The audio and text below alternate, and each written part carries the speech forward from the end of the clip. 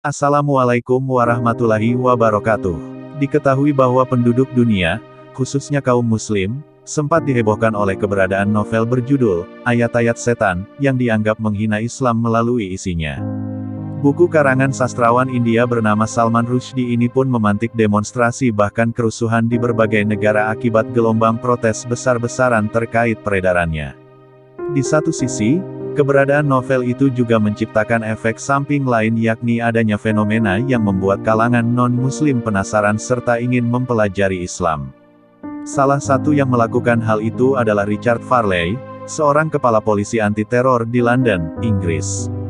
Kisahnya sendiri berawal saat ia justru menerima novel itu sebagai hadiah Natal dari istrinya.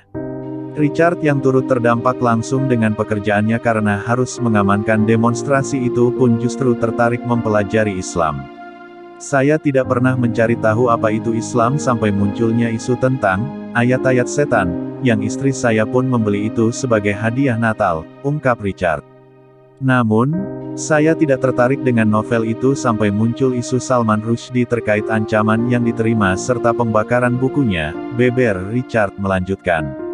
Rasa penasarannya terhadap reaksi umat Islam yang semarak itu membuat pria berkepala plontos ini akhirnya membaca tentang Al-Quran, kitab suci kaum muslim yang memuat ajaran agama Islam.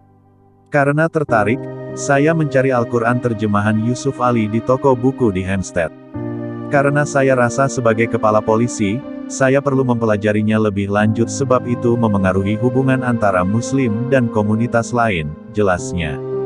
Takjub dengan isi Al-Quran. Setelah membaca dan mempelajari, hidayah pun datang kepada Richard Farley setelah takjub dengan ayat-ayat Al-Quran yang menjelaskan tentang penciptaan alam semesta.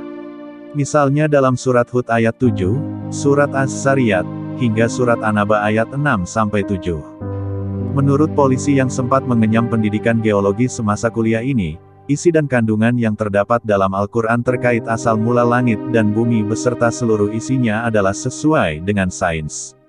Bagi saya ketika membaca ayat-ayat itu, saya langsung memikirkan teori Big Bang dan penciptaan alam semesta, ungkap Richard Farley. Saya merasa Tuhan seolah berkata, wahai orang-orang yang berilmu, para penemu dan ilmuwan, aku Allah, telah melakukan penciptaan dan ini buktinya, ucap Richard. Setelah selama 2 tahun mempelajari dengan saksama kitab suci yang menjadi salah satu mukjizat Nabi Muhammad SAW ini, Richard Farley tidak dapat lagi menolak kebenaran Islam. Sosok pejabat kepolisian penting di kota London, Inggris, ini pun memutuskan menjadi mualaf pada bulan Agustus tahun 1993. Ia mengucap 2 kalimat syahadat di London Central Mosque. Masya Allah. Wallahu a'lam bishawab.